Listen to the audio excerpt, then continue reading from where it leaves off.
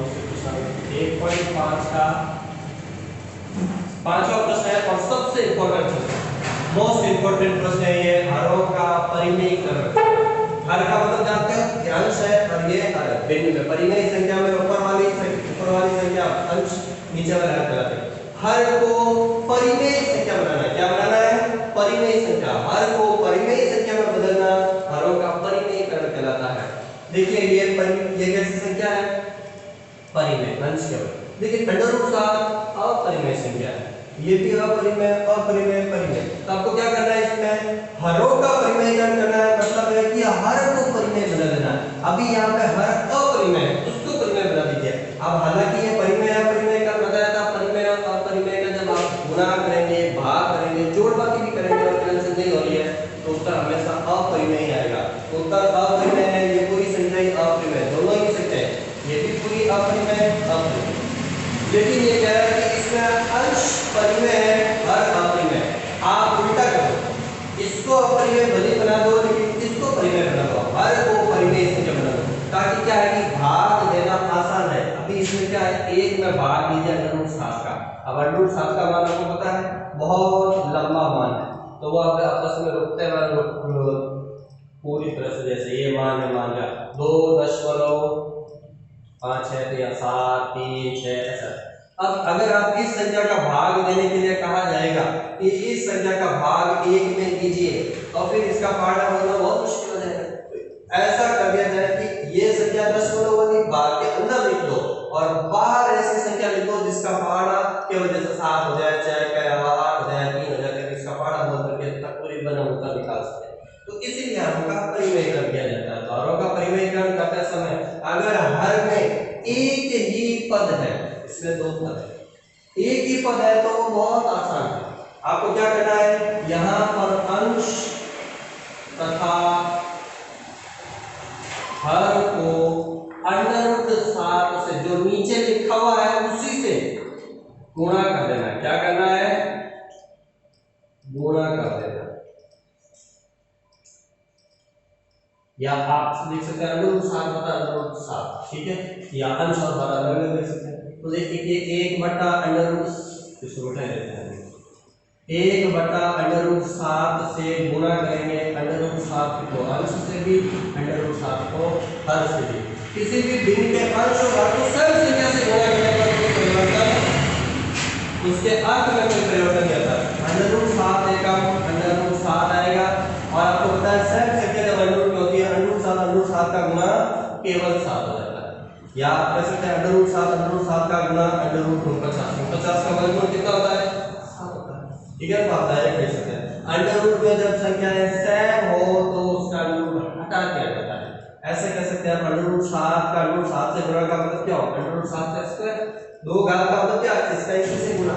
अब यहां से आप कैसे समझ सकते हैं, 1 से वर्गमूल कैंसिल हो गया, 7 आ गया। तो आप देखिए ये हमारा परिमेय संख्या बन गई है और अंश बन गया। बस ये संख्या परिमेय बन चुकी है और ये बड़ी परिमेय हो जाएगी। उत्तर आपका परिमेय किया। दूसरा प्रश्न था 1 बटा √7 जोड़े प्लस माइनस, ठीक है। अब इसमें 2 पद है, 2 पद ज्यादा इंपॉर्टेंट है। अब 2 पद जब होता है तो आप इसको कोष्ठक लगा दीजिए, ताकि क्या है कि ये अंश है और ये पूरा हर है ना, तो ये अकेला हर है ना अकेला हर है, दोनों मिलकर के जब इसमें से इसका वर्गमूल में से इसके वर्गमूल को घटाया जाएगा तब वो हर माना जाएगा। तो अभी आपको क्या करना है, अंश तथा हर को जैसे ऊपर क्या था वैसे ही करना है, अंश और हर दोनों को ही हर से जो संख्या हर में लिखी उसी से गुणा करना है। √7 √6 बस इसी से गुणा करेंगे। लेकिन ध्यान रखना है इसी से करते समय यहाँ तो इनके बीच में कोई चिन्ह था ही नहीं, तो यूज करने की जरूरत ही नहीं। यहाँ इनके बीच में जो चिन्ह है उसका उल्टा चिन्ह लेना है। अगर नीचे माइनस होता है तो इनके उनसे गुणा करने वाली संख्या प्लस लेनी है, और अगर इनके बीच में प्लस का चिन्ह है तो यहाँ क्या लेनी है, माइनस। जब हम ऐसे लिखेंगे इसको 1 बटा √7 माइनस √6, यही वापस लिखा है। इसको अंश से भी गुणा करेंगे √7 प्लस √6 और √7 प्लस के इनसे गुणा करेंगे। अब देखो इससे क्या फायदा हुआ उल्टा चिन्ह लेने से। यही संख्या √7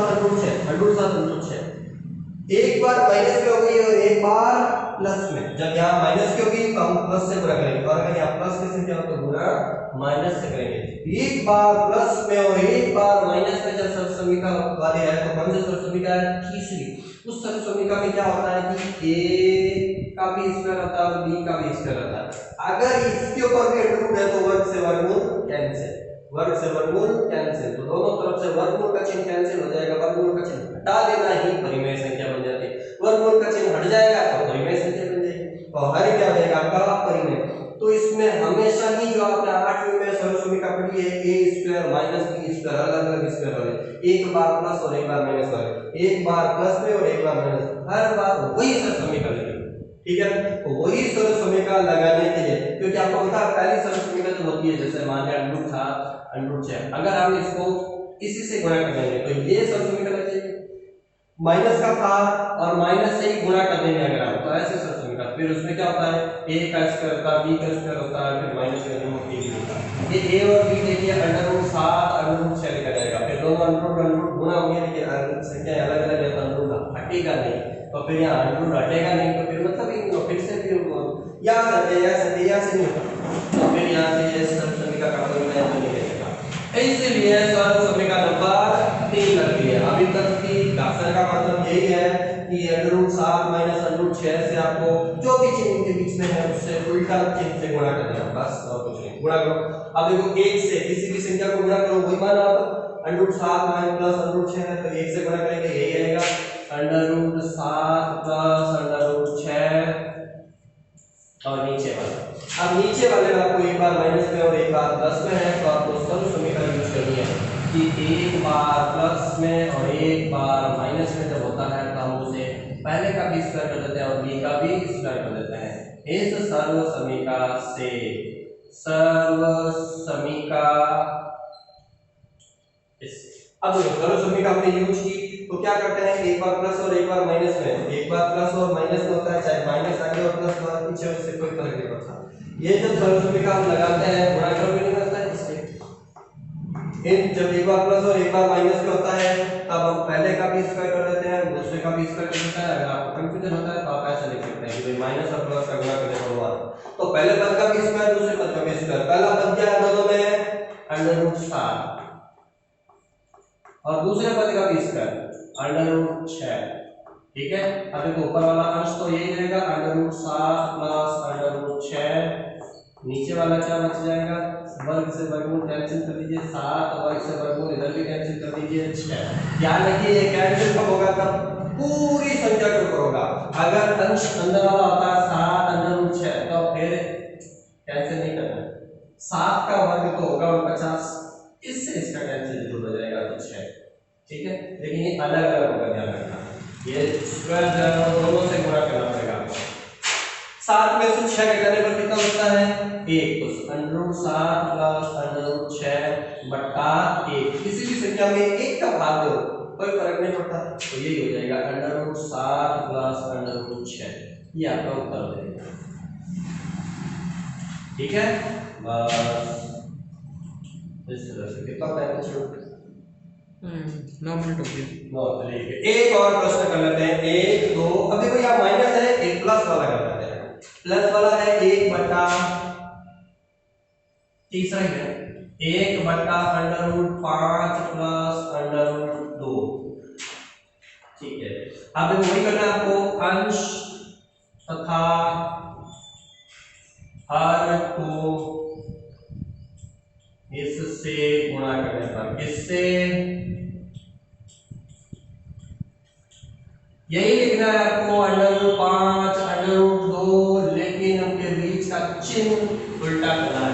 यहाँ प्लस का चिन्ह है तो आपको कौन सा चिन्ह लेना है माइनस का। कौन सा किसलिए लगाना है कि भाग पूरा एक साथ चले, से गुणा करने पर 1 बटा √5 प्लस √2 है।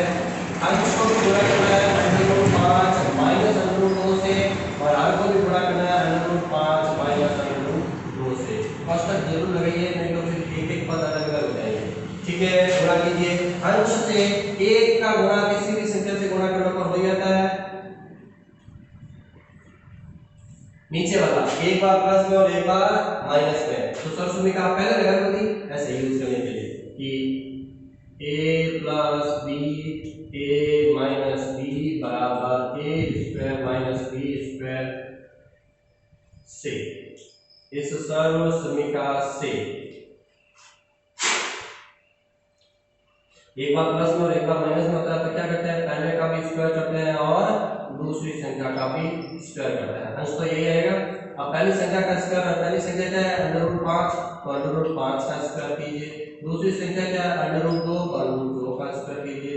और यहाँ से आप अंश का गुणा कितना आता है √5 माइनस √2 बटा 5 से 1 से √2 आप कैंसिल करते हो तो 5 आ जाएगा और यहाँ से √2 कैंसिल करोगे तो 2 हो जाएगा। तो 5 में से 2 घटाइए कितना बचता है, यहाँ से √2 में से नहीं घटाना है, √√√2 में से अलग-अलग है तो नहीं घटाया जाएगा। √3 नहीं निकला है उसमें, क्या √5 में से √2 घटा दिया √3 हो गया, ये सही नहीं है। आप 5 में से 2 घटा देंगे तो यहाँ पर 3 सही है। क्या आपका हर जो आपका उत्तर है वो परिमेय संख्या बन गया, 3 परिमेय संख्या तो सही है। ठीक है, चलो चौथा प्रश्न भी मैं आपको करवा देता हूँ, फिर मैं आपको मन से अपनी मर्जी से कुछ प्रश्न दूंगा, वो आपको करना है 3-4 √7 माइनस 2। चलो ये प्रश्न है 1 बटा √7 माइनस 2। देखो इसके ऊपर अंडर है, इसके ऊपर अंडर नहीं है तो मैं कैंसिल लगा दूं। तो आपको वही लिखना है अंश तथा हर को यही इसी से गुणा करना है √7 और 2 से गुणा करने पर। और अब की बार भी आपको पता है चिन्ह को उल्टा लगाना है, क्योंकि एक बार प्लस और एक बार माइनस होगी तो सर्वसमीका तीसरी सर्वसमीका लगाया जाए। माइनस है तो गुणा किससे करना है प्लस वाले से। 1 बटा √7 माइनस 2 है, अंश से भी गुणा करना है हर से भी गुणा करना है √7 प्लस 2 से और √7 प्लस 2 से। इसी प्लस तो अंश में भी वही लिखना है, हर में भी वही लिखना है। हर बारी जो है सैम संख्या से अंश में भी गुणा करना है, हर में भी गुणा करना है। ठीक है, लेकिन इससे उल्टा होना चाहिए, ऊपर वाले से कोई मतलब नहीं। अगर यहाँ 7 होता है तो 7 को इससे गुणा करने के लिए आप 7 इसके पास रख दीजिए। अभी 1 से गुणा करना है, 1 से गुणा करने पर हो जाता है √7 प्लस 2। ठीक है, अब देखो ये एक बार माइनस में और एक बार प्लस में, तो सर्वसमीका कौन सी लगेगी वो वाली। ठीक है, सर्वसमीका आपको खुद लिखनी है,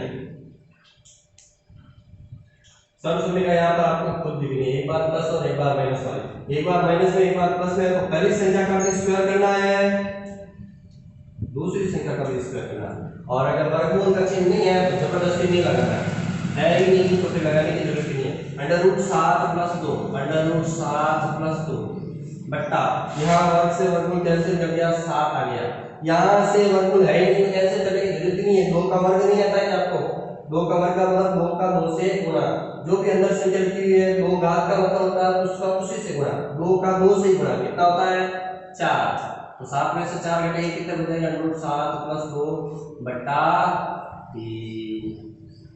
बस ये आपका उत्तर हो गया। अब आपको कुछ प्रश्न दिए जा रहे हैं जो आपको स्वयं करने हैं होमवर्क में। इनका हरों का परिमेयकरण करना है। 1 बटा √7 माइनस 2 √3 5 बटा 3 प्लस ऐसे दे देते हैं थोड़ा बहुत चल करता है 2 √3 को 7 से 4 √3 बटा प्लस 5 कर देते हैं। अब की बार थोड़ा माइनस में चलते हैं 3